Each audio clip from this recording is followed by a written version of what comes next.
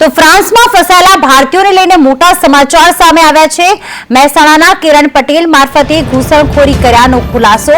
કિરણ પટેલ ગેરકાયદેસર અમેરિકા લઈ જવાનો માસ્ટરમાઇન્ડ છે। મહેસાણા જિલ્લાના 15 લોકો પ્લેનમાં સવાર હોવાનો ખુલાસો। કડી, જોરડંગ, લાંગણજ, આખજ અને સારડી ગામના લોકો છે।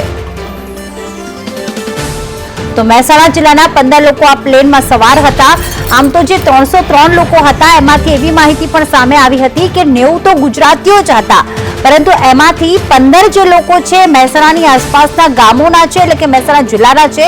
અને આ તમામ લોકો જે કડીનો કિરણ પટેલ છે, જે એજન્ટ છે, તે ગેરકાયદેસર રીતે આ રીતે લોકોને કરોડ રૂપિયા લઈને અમેરિકા મોકલતો હતો પ્લેન મારફતે, ક્યાંક વોકવે મારફતે, અલગ અલગ મારફતે।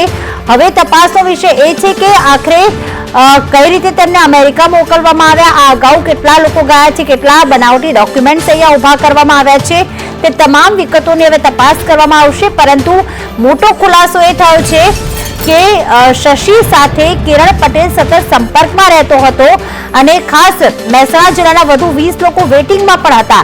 એટલે 15 લોકો તો પરત આવી ચૂક્યા છે હાલમાં મુંબઈ એરપોર્ટ પર, પણ અન્ય 20 લોકોને પણ મોકલવાનું આખું આયોજન હતું। પાયલ અમારી સાથે ફોન લાઈન પર સતત જોડાયેલા છે। પાયલ, ખાસ જણાવશું કે 15 લોકો તો ગેરકાયદેસર રીતે ઘૂસણખોરી કરવાના હતા જ, જે અત્યારે સામે આવ્યું છે, પણ એને 20 લોકો વેટિંગમાં હતા। કઈ રીતે આ લોકો સાથે સંપર્ક કરતા હતા અને કઈ રીતે લોકોના સંપર્કમાં આવીને તેમની સાથે પૈસા લેતા હતા, શું વિગતો?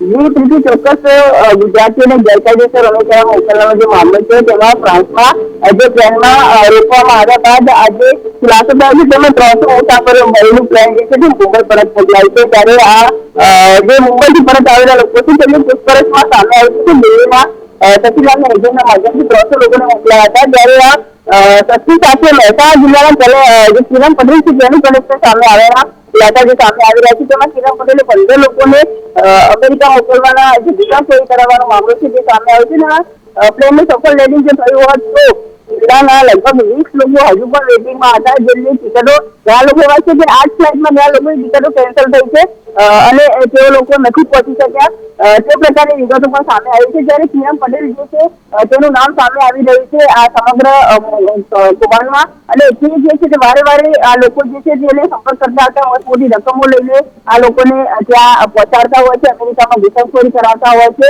ઘણા લોકો એવા છે કે હજુ પણ વેટિંગમાં હતા, જેવા લોકો જે નથી જઈ શક્યા આ ફ્લાઇટમાં, હજુ આ ફ્લાઇટમાં એટલી ટિકિટો થઈ હોત તો તેઓ પણ આ ફ્લાઇટમાં જોવા મળ્યા હોત, એવા પ્રકારની વિગતો સામે આવી છે। પરંતુ સ્થાનિક તંત્ર દ્વારા હજુ સુધી કોઈ ડેટા નથી આપવામાં આવ્યો કે મહેસાણા જિલ્લામાં કેટલા લોકો છે, પરંતુ આખા લાગણજ અને જે વિવિધ આજુબાજુના ગામડાઓ છે તેમના નામ સામે આવી રહ્યા છે કે ત્યાંના લોકો જે છે તે આ ફ્લાઇટમાં હોવાની શંકાઓ વ્યક્ત હજુ કરવામાં આવી રહી છે। બિલકુલ, આભાર તમામ વિગતો માટે પાયલ।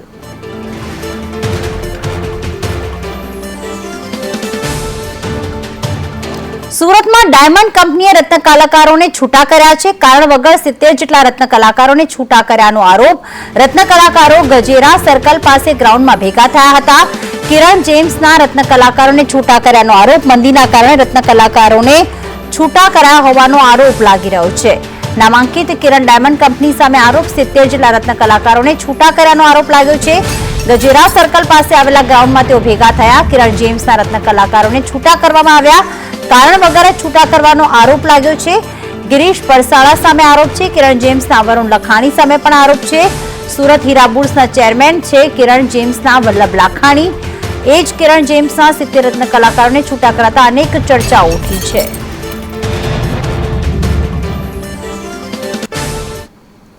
આઝમ અમારી સાથે જોડાઈ ગયા છે। આઝમ, અચાનક આવો નિર્ણય શા માટે લેવામાં આવ્યો? રત્ન કલાકારો આખરે શું કહી રહ્યા છે?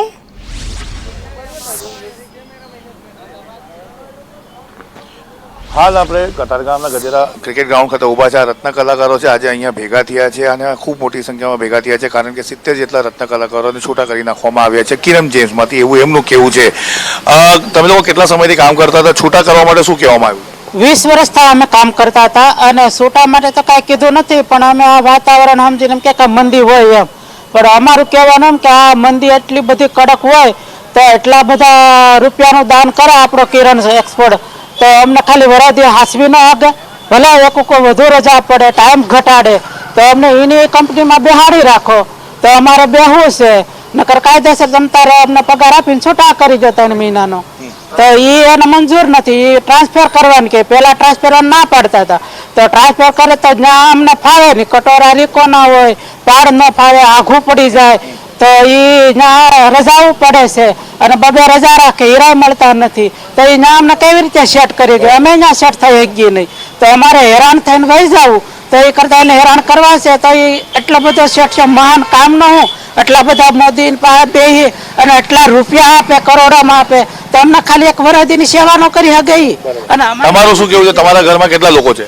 અમારા ગામમાં અમે અત્યારે 5 લોકો છે. અત્યારે કમાવા વાળો એક જ છે અને હું 5 થી 6 વર્ષથી એ કંપનીમાં બેહું છું અને અમને કોઈ જાતની એવી ગ્રેજ્યુટી આપી નથી હજી સુધી સર્વિસમાં. કોરોના છૂટા કર્યા તો એવે કીધું કે બસ આપણી કંપની બંધ કરી દેવાની છે અને આપણે અત્યારે 20 દિવસ છે અમે અમારી કંપની બંધ કરી દી છે અને એમ કહે છે તમારે ટ્રાન્સફર જોતો હોય તો તમને મળી જશે. બાકી અમે 5 થી 6 વર્ષથી કંપનીમાં કામ કરું છું. તમારું શું કેવું છે? હું 3-4 વર્ષ કામ કરું છું. 5 માણસ છે. મારો છોકરો કોલેજ કરે છે. અટાણામાં આવ્યા એને 5 દિવસ દેહમાં થયા. 5 દિવસ કાયમી બેઠો તો ખાતું બંધ થઈ ગયું. એટલે ભાડા સડી ગયા છે. કોઈ અમારે પોઝિશન બહુ ખરાબ છે. કામ વગર તમારું શું કેવું છે? સાહેબ અમે તો 15 વર્ષથી કંપનીની અંદર હું કામ કરું છું, પણ અત્યાર સુધી બહુ સમય ખરાબ છે. એનો સમય અમે હાંચ્યો તો અમને એ 5 મહિના નહીં હાંચવી કે ત્યારે મોદી સાહેબ આવ્યા, ડાયમંડ બુથનું ઉદ્ઘાટન કર્યું, બરોબર છે, એમાં કરોડો રૂપિયા નાખ્યા, તો થોડા ઘણા કારીગરને આમાં સહમત કર્યા હોત તો કારીગરો બેઠા રહે. જ્યારે એનો ખરાબ સમય હોય ત્યારે અમે એની હારે રહી છીએ. તો આ ગ્રેજ્યુટી નહીં આપવા માટે છૂટા કર્યા છે એવું કીધું છે? ના, એવું કીધું નથી. કારખાનું સીધું બંધ કરી દીધું છે, બરોબર છે, કે તમારે શિફ્ટ જોતું હોય તો મળી જશે, કે બીજી કંપનીમાં તમે બેસી જાઓ, બરોબર છે. તો બીજી કંપનીની અંદર જાય તો અમારું કંપનીમાં નામ ફરી જાય, બરોબર. તો અમારા જે હક ઈચ્છા અમને મળતા હોય એ નાબૂદ થઈ જાય ને. અમને એ લોકોને જો બેસાડવા ન હોય, બંધ કરી દેવું હોય તો અમને 3 મહિનાની અમને ગ્રેજ્યુએટી આપી દે ને અમે રાજી ખુશી છૂટા થઈ. કુલ કેટલાને છૂટા કરી દીધા છે? અત્યારે 80 આસપાસ 80 કારીગરો છે. તો તમે જોઈ લીધું હશે તમામ જે જણાવી રહ્યા છે કિરણ જેમ સાથે સંકળાયેલા હતા અને એમને ભાવેશભાઈ તમે રત્ન કલાકાર તરફથી આવો છો, શું કહેશો? અત્યારે આ સમય ખરાબ છે. ખરાબ સમયની અંદર કારીગરોને છૂટા કરવા એ ખૂબ ગંભીર બાબત છે. રત્ન કલાકારોનો બેરોજગાર દર વધ્યો છે. કારીગરોને અમે 2 દિવસથી આ કંપનીની લાઇઝિંગમાં છીએ. કંપનીના સંચાલકો સાથે વાત કરીએ કે આ 20 વર્ષથી આ કારીગરો બેસે છે, તમારો પરિવાર છે. આ પરિવાર જવાબ એટલે જ આપે છે કે અમે કોઈને છૂટા નથી કર્યા. પણ છૂટા નથી કર્યા તો કંપની ટ્રાન્સફર થાય એટલે કારીગરોના ગ્રેજ્યુટીના હકો મરી જાય છે. તો ગ્રેજ્યુટી આપીને છૂટો કંપની ટ્રાન્સફર આપો, આ કારીગરોને કોઈ વાંધો નથી. જો તમારે છૂટા જ કરવા હોય તો 3 મહિનાનો એક્સ્ટ્રા પગાર આપી દો, જે નોટિસ પીરિયડનો પગાર આપે છે એ પગાર આપી દો. આ કારીગરોનો કોઈ વાંધો નથી. પરંતુ લાખો કરોડો રૂપિયા તમે બીજી જગ્યાએ વાપરો એના કરતાં તમારા પરિવારને સાચવો તો ખૂબ સારું પડશે.